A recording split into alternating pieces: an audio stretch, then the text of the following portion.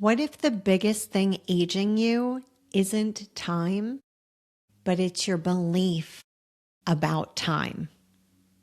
Hi, I'm Jessica Osrak, and I want to invite you to become aware of your beliefs around aging and challenge your beliefs around aging. Today, we're going to be exploring why the beliefs that you have adopted unconsciously could be contributing to the aging process as we have defined it up until now. So, beliefs are what we hold within our subconscious, and they are stories that we tell ourselves about anything, including aging. And I remember being 10 years old and thinking that my mom, who was at the time 38, was very old. Because when I was that old, I envisioned people at 40 rocking in rocking chairs, not being able to do much of anything. But this isn't the only belief that has been challenged in history. And when beliefs exist and they are challenged, they can open up a whole new world for ourselves and for society. And a great example of this is Kathrine Switzer. So Kathrine Switzer was the first woman to run a marathon. Up until that moment, women were told that they were incapable of running marathons. They physically were not capable. So this was up until 1967 when Kathrine enrolled herself in the Boston Marathon. And during the run, people physically tried to stop her from running. But she completed the marathon, and drum roll, she survived. And now thousands of women register for marathons across the world. And this is just one example of challenging beliefs. And so I want to do some self-reflection here, because we can only change what we are aware of. And so I want to mention some aging beliefs that you may hold. And I want you to be thinking about, do you hold this belief?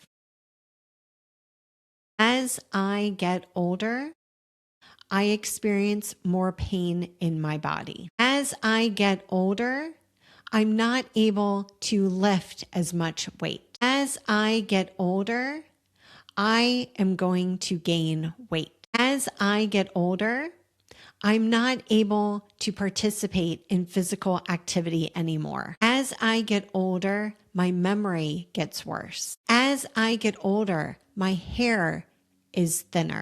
So these are only a few examples of the many beliefs around aging that you may hold. And the reason why it's important to uncover our beliefs is because of the power of the reticular activating system. And I speak about this often because the reticular activating system is a filtering system at the base of our brain. Because as we're experiencing life every day, there's millions of pieces of information coming to us at any given moment through our senses, through the information that we are receiving from other people, from various sources. And so our brain cannot take in every bit of information and process it at any given moment. And so our reticular activating system is a filtering system. And how it is programmed is by the beliefs that we hold. And the reticular activating system is filtering through all the information coming to us at any given moment. And it is essentially looking for the pieces of information that is reinforcing our current beliefs. So, using one of the examples I gave you, if I believe that as I get older, I have more pain in my body, I'm going to notice the pain that I experience in my body, and I'm going to be like, oh, that's why my back is sore because I'm getting older. That's why I have neck pain because I'm getting older. And so I'm going to notice the pain in my body more often. And I like to use this example because when I was in my 20s, I did not have the tools that I have today. It was actually part of my rock bottom to wake me up to start learning tools to manage my life in a more empowering way. But I was 23, 24 years old, and life was not working in the way I wanted. And that was very stressful for me. And I was putting that stress in my back. And I was working at a fairly large company in New York City amongst a whole bunch of other young women, women in their 20s and 30s. And the reason that I'm focusing on age is because I was sitting at my desk and I went to stand up to go get something for this work project, and my whole back gave out. And I practically fell on the floor, and all these women are coming over to me to help pick me up and put me back in my seat. I was in so much pain that I had to go home and rest. And I did not think that, oh, I must be getting old. I was 23, 24 years old. But if I was older, then I would probably attribute that experience to age. And so this is a perfect example of we can experience pain in our body anytime throughout our life. It's just that if we hold the belief that we experience pain because we're aging, then our reticular activating system is going to be using all those pieces of information as evidence that our belief is true. So that's the reticular activating system's job, is to find information to reinforce our beliefs. And so if we want our reticular activating system to find information so that we can create a life that we love and live a full life regardless of our age, then we want to have empowered beliefs around aging. So the first step is to start noticing, what kind of conversations are you having about aging? What kind of thoughts are you having around aging? And then when you notice that you're having a conversation or thoughts around aging, stop yourself and ask yourself, is this an empowered belief? Because a lot of the beliefs that we have been passed down generation to generation, or it's a belief that someone else said that we just picked up as our own. Just because someone else says their belief doesn't mean we have to accept the belief as our own. And there are many people that I interact with on a regular basis who say, oh yeah, it's because I'm old. And I refuse to adopt it because I believe that I am going to live a full life regardless of how old I am. And all of my grandparents lived into their 90s. Actually, my grandmother, the longest living one, just passed away earlier this year at 99.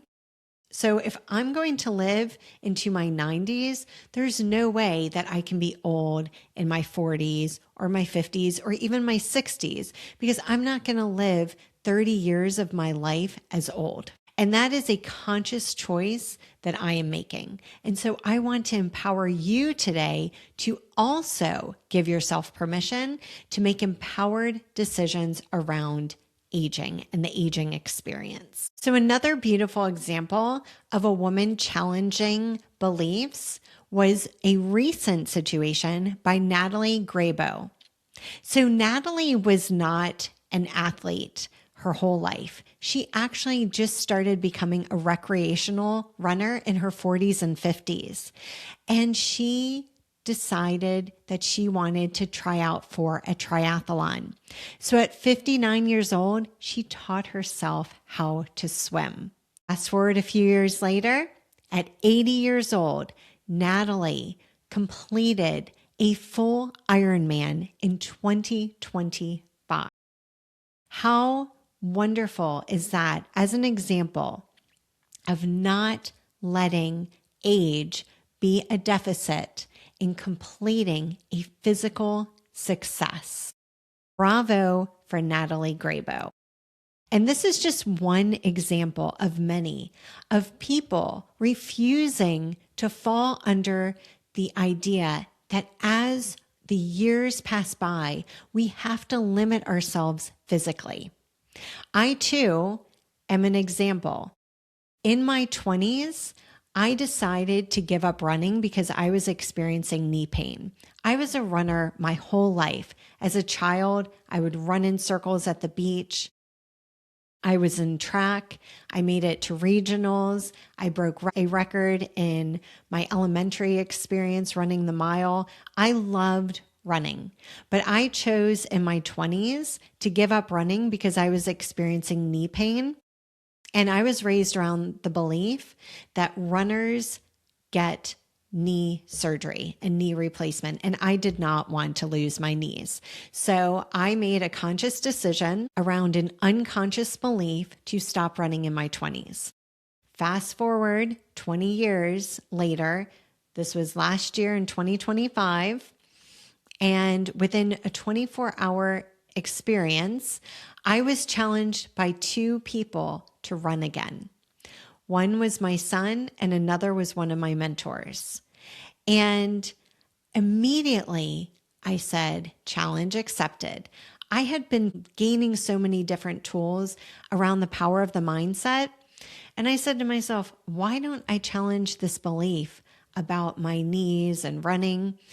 And I now have been running 3 miles 3 times a week, and I feel amazing. And I've been doing this for the past 6 months, since October, but I started running in July. And there were times I ran 8 miles, 5 miles. So I've been running regularly for the past 10 months. And it has been an amazing experience to be able to run again. And here I am running again in my late 40s, when in my 20s, I did not want to run and ruin my body. Whereas now I feel so alive and so healthy being able to run again. So what is a limitation that you have put on yourself that is preventing you from living a fulfilling experience? Our beliefs shape the actions that we take. They also shape the information that our reticular activating system chooses to filter through to us as evidence that our beliefs are true. And more importantly, our beliefs shape our identity.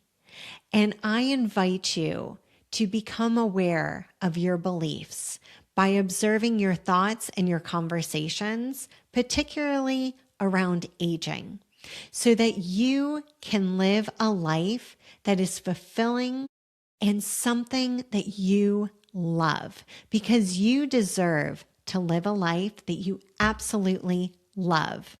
You can do it. I believe in you.